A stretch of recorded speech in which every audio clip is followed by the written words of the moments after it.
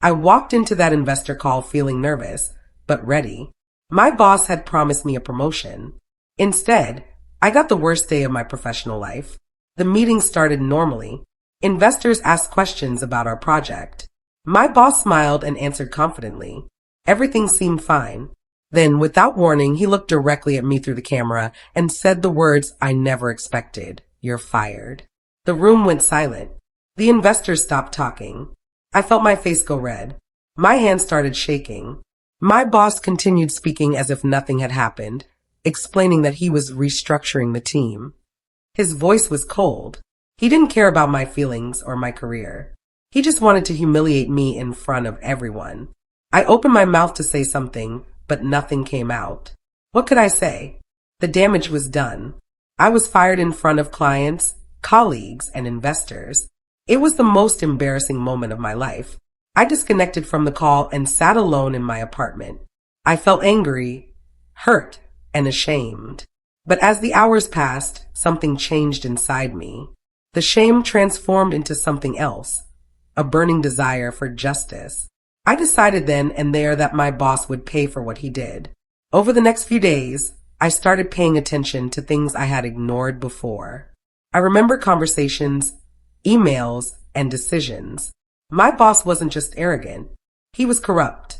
He had stolen credit for my work multiple times. He had lied to investors about project timelines. He had manipulated colleagues to blame me for his failures. The patterns were everywhere once I started looking. I realized something important. I had evidence. Years of emails, messages, spreadsheets, and recorded presentations. All of it documented his lies and mistakes. I began organizing everything. I created folders on my computer labeled with dates and names. Every email where my boss took credit for my ideas went into a file. Every lie he told to investors was noted. Every time he blamed someone else for his failure, I saved the proof. My apartment became my war room. I spent nights reviewing documents, making lists, and building a timeline of his corruption. I wasn't angry anymore. I was calm. I was focused. I had a plan. I didn't have a job anymore, but I still had contacts. Former colleagues would talk to me. Some felt guilty about how I was treated.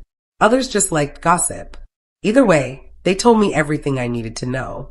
My boss was getting nervous. Investors were asking more questions. The company wasn't performing as well as expected. There were problems with the financial reports. And most importantly, people were starting to notice the inconsistencies in his stories.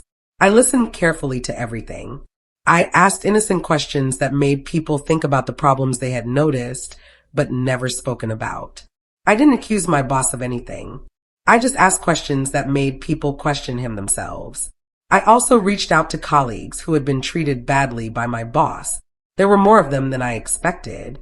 They were angry too, just like me. I didn't organize them or ask them to do anything, but I listened to them, and I made sure they knew that others felt the same way. I planted seeds of doubt in their minds about my boss's leadership. My next step was more dangerous. I contacted someone at the company with access to financial records and asked innocent questions about the numbers. "Does this figure look right to you?" I asked. He looked at the numbers and saw what I saw, discrepancies. Small ones, but clear. The numbers didn't add up perfectly. "I've never noticed that before," he said quietly. "Maybe nothing," I said. "But it's strange." I didn't push him. I let him come to his own conclusions. But I had planted the seed. I also contacted investor relations with a legitimate reason, asking about severance payments. During the call, I mentioned something casually about odd numbers in the quarterly report that seemed inconsistent. I didn't accuse anyone, just observed professionally, and then waited. Things started moving faster after that. The investors called my boss asking for clarification on the financial reports. He gave vague answers. They asked more questions. He got defensive. Within 2 weeks, the company brought in external auditors. My boss didn't know why.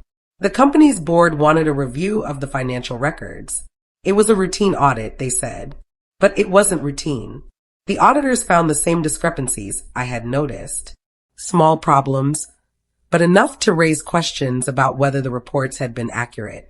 Enough to suggest that someone had been careless or dishonest with the numbers.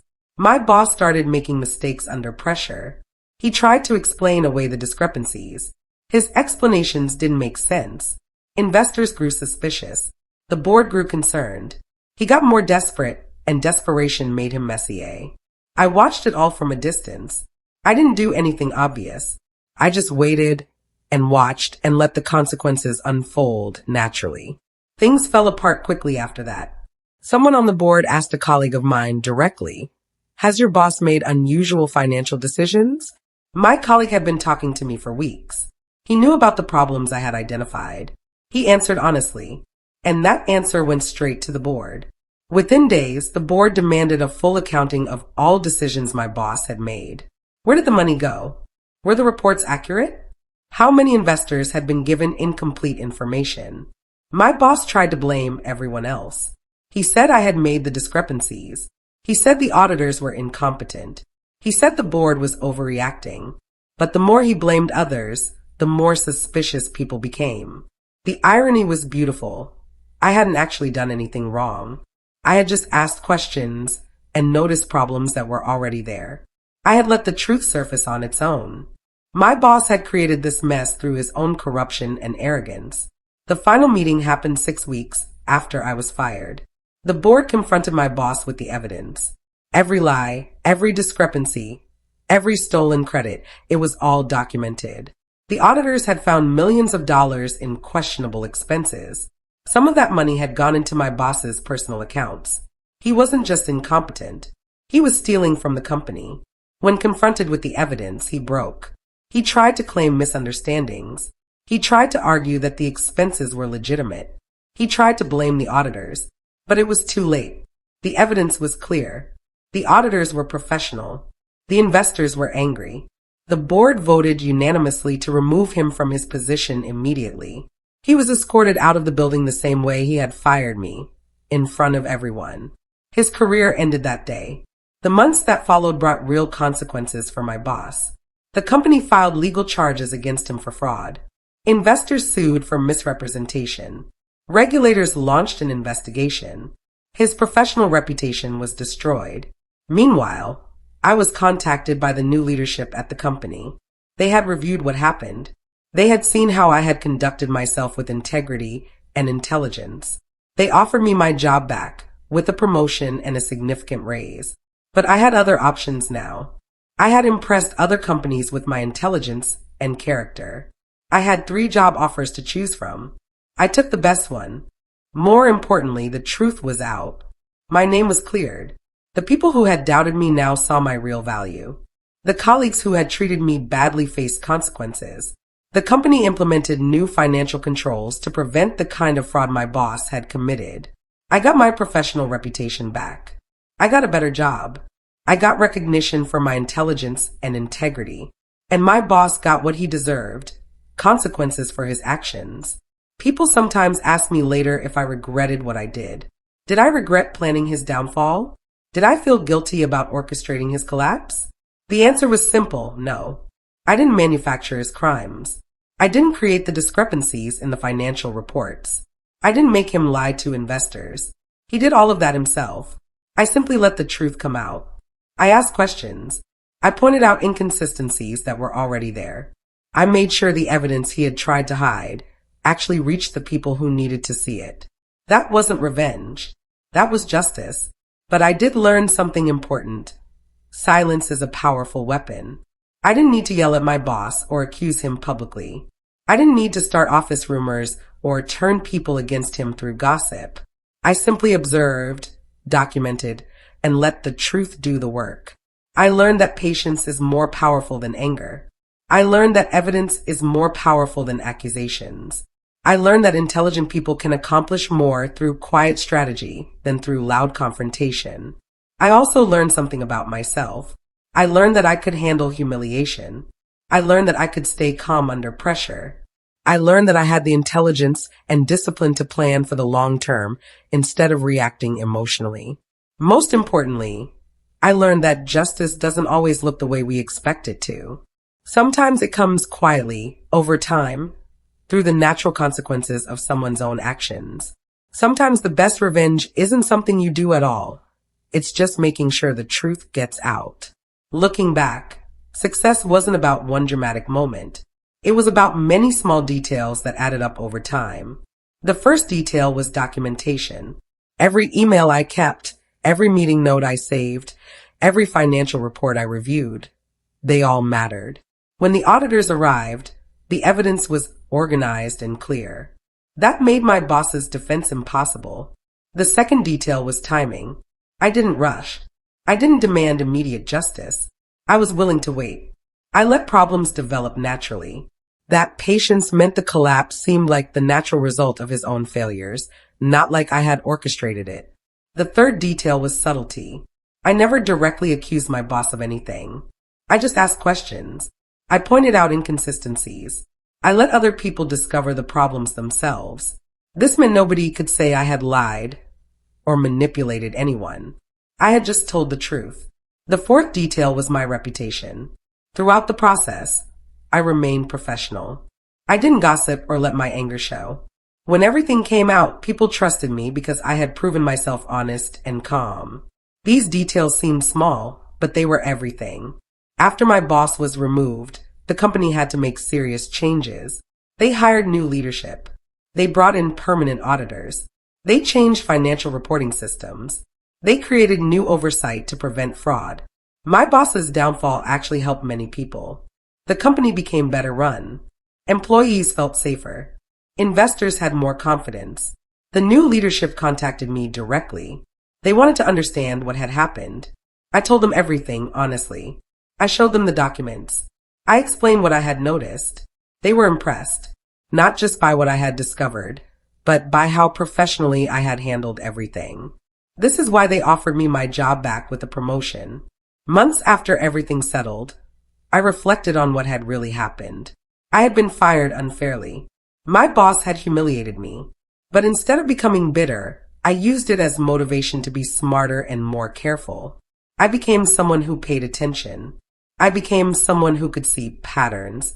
I became someone who could stay calm when things got difficult. And that's what led to everything that came after. I didn't get revenge because I was angry.